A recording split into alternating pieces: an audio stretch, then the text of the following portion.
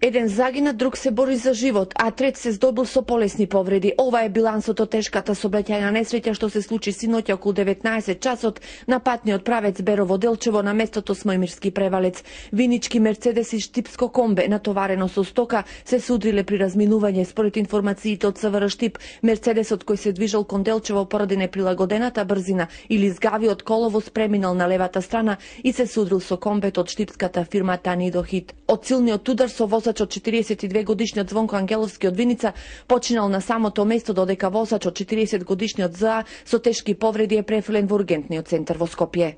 Возачот на ова комбе се здобил со скршеница на зглобот од левата нога. Тој видно вознемирен не сакаше да застане пред камерата на Канал 5, но ни потврди дека Мерцедесот се движел според негова проценка со брзина меѓу 120 и 150 км на час и бидејќи во моментот врнело и дожд, Мерцедесот по кривината се извртел и се удрил во него.